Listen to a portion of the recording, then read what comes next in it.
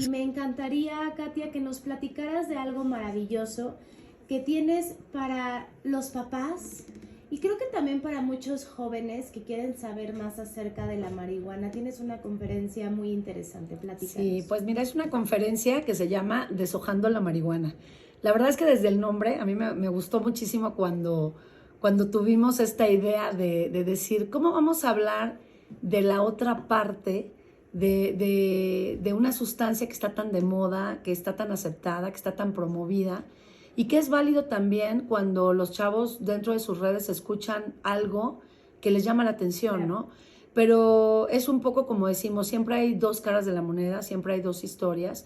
Y entonces era interesante tener un título, ¿no? Que también fuera atractivo, donde dijéramos, bueno, ok, vamos a ver qué saben ustedes de la marihuana y qué podemos nosotros aportar, las personas que estamos un poquito más metidos en la ciencia, en la parte médica, en la parte de salud, porque bueno, indiscutiblemente incluso la gente que acepta su consumo de marihuana pues sabe que es una sustancia que eventualmente puede ser tóxica para su salud, ¿no? Entonces desde esa visión, el tener un título de ir quitando poco a poco los mitos, cosas que estamos confundidos, por ejemplo, y también saber qué cosas sí ya están científicamente comprobadas, ¿no? Entonces, cuando vamos viendo la presentación, es una presentación muy creativa porque yo tengo una hermana que es diseñadora gráfica y entonces ella me ayudó a generar una hoja de marihuana que un poquito con este eslogan mexicano, no sé si a ti te tocó, a lo mejor Rudy, de Deshojando la Margarita, ¿te acuerdas? Sí, de ahí claro. me vino ¿Me la quiere, inspiración, no me que era de me quiere, no me quiere. Entonces,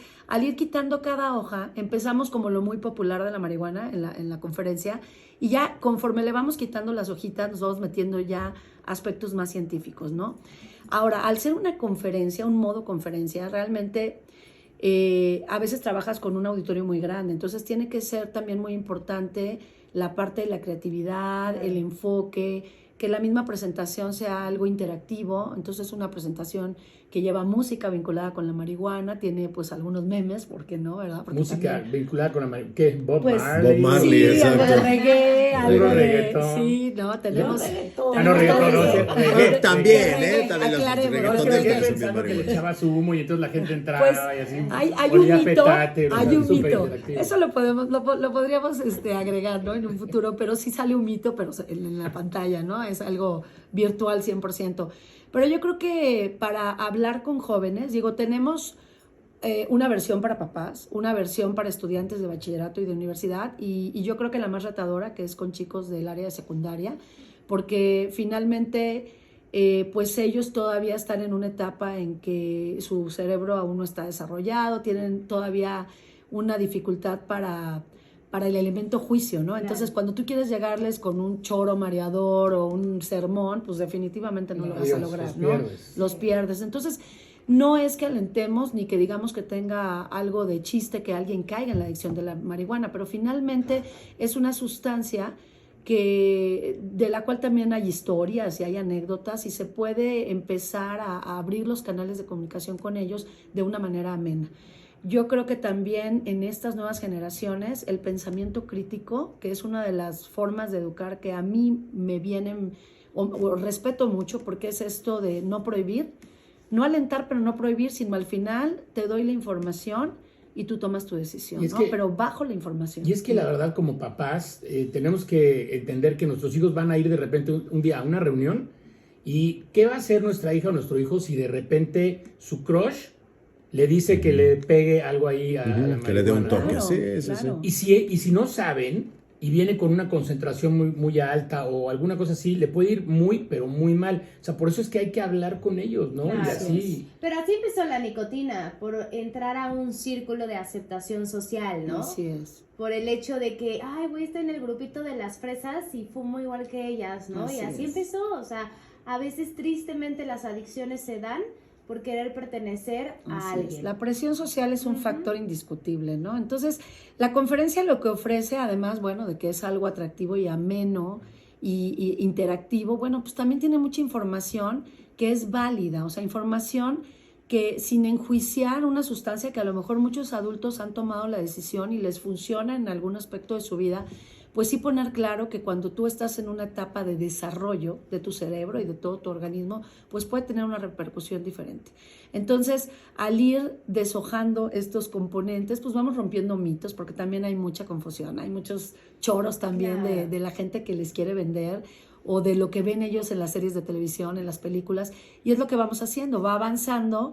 Primero es una de las drogas más apodadas, por ejemplo, o sea, hay muchos nombres chistosos de cómo le dicen, depende de la región, del país, y también hay muchos papás que te dicen, es lo mismo hachís que la marihuana, entonces dices, bueno, sí, es otra presentación, más concentrada, es un conglomerado. Hay, por ejemplo, en España le dicen chocolate, ¿no? Entonces, ¿cómo crees? tenemos, o sea, yo creo que de todas las drogas es la que más les encanta ponerles nombres. Entonces tenemos aspectos así tan amenos, y también aspectos donde ya nos metemos a ver qué te va a pasar, cómo vas a empezar a tener afectaciones en tu colegio, en tu aprendizaje, en tu memoria, qué puede pasar, por ejemplo, en tu vínculo de amigos, con tu familia.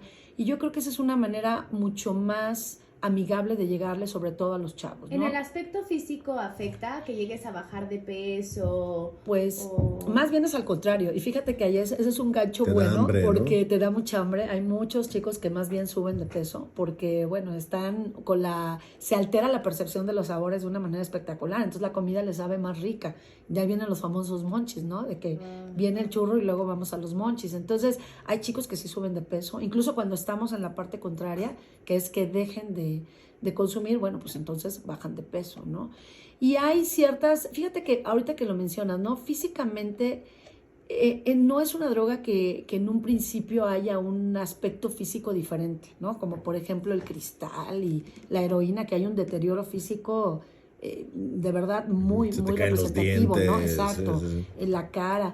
Con la marihuana no, yo creo que un poco es más el comportamiento, la conducta, esta fuga de ideas, es un poco más hacia la parte neurocognitiva, a donde podemos ir viendo los cambios. En las escuelas, a mí me gusta mucho trabajar con los profesores porque ellos a veces son grandes detectores, precisamente porque a lo mejor tienen de repente un alumno que va bien y de repente empieza a bajar, no se concentra, lo ven como muy disperso.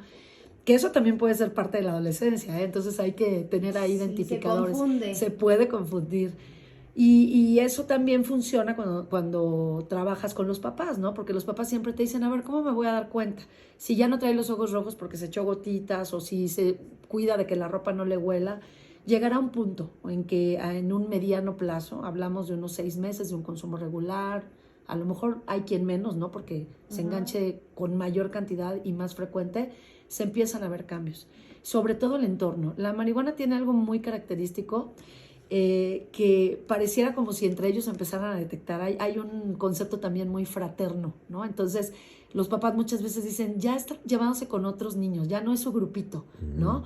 O fíjate que de repente hay horarios en que está muy irritable, está como enojado todo el tiempo o está desmotivado, o pierde el interés por cosas que antes le interesaban, sobre todo niños que a lo mejor estaban haciendo deporte y de repente pues ya su deporte ya no les interesa mucho, empiezan a tener otro tipo de actividades más llevadas hacia lo que es el mundo del cannabis, ¿no? Que les engancha mucho. Ahora, ¿qué pasa con la marihuana? O sea, ¿qué daño te hace? Porque creo que ese es para mí el problema. Sí. Yo no siento que te haga daño. O sea, sí puede alentarte, puede, ¿no? Estas cosas que hemos platicado durante estas 2 horas.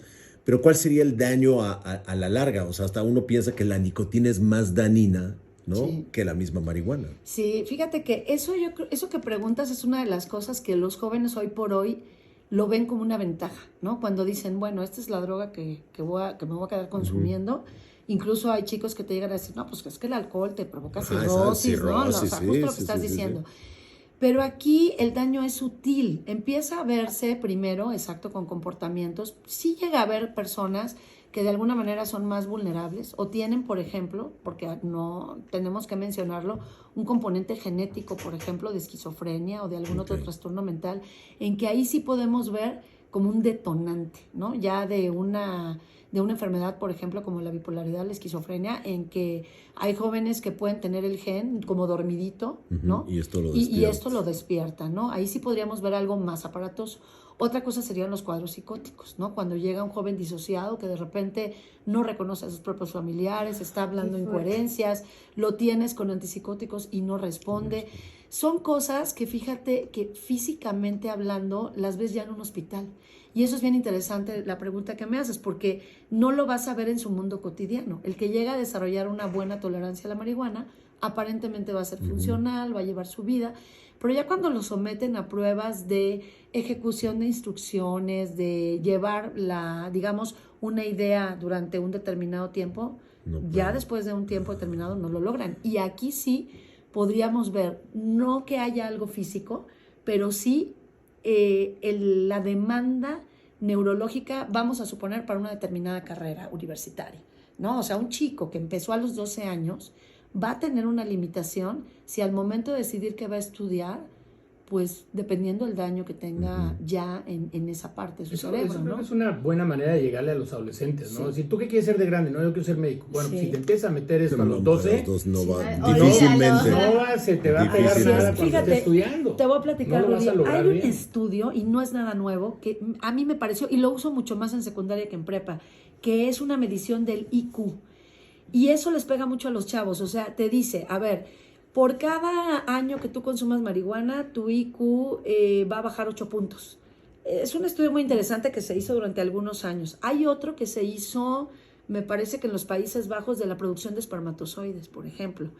Chicos que ya eran consumidores de marihuana, ellos se sometieron a un conteo durante un determinado tiempo y se demostró claramente que había una disminución del conteo de espermatozoides. Aquí, bueno, hablando de personas que pues en un futuro quieran formar una familia, hay gente ¿no? que ya le Hay vale. gente que ya le vale, pero Bueno, los hablando chavos del hoy en tema día del no quieren IQ... hijos, ¿no? Quieren perros, pero hijos. Exacto, pero hablando del tema del IQ, ¿sabes yo cómo se los planteo? Le digo, a ver, la inteligencia que ibas a desarrollar, ya no la vas a desarrollar en el mismo nivel. No sabemos hasta dónde ibas a Y no hay saber. vuelta para atrás. Y no hay vuelta para atrás, exacto. Entonces, eso les pega en su ego, porque le dices, a ver, ¿tú cómo sabes hasta dónde vas a llegar a desarrollar tu cerebro? Si tú consumes marihuana en cierta cantidad a esta edad, tu IQ no va a ser el mismo. Y eso sí les pega, ¿no? Entonces, Claro. pero Y es interesante porque nosotros tenemos varios amigos que ya llevan 20, 30 añitos fumando.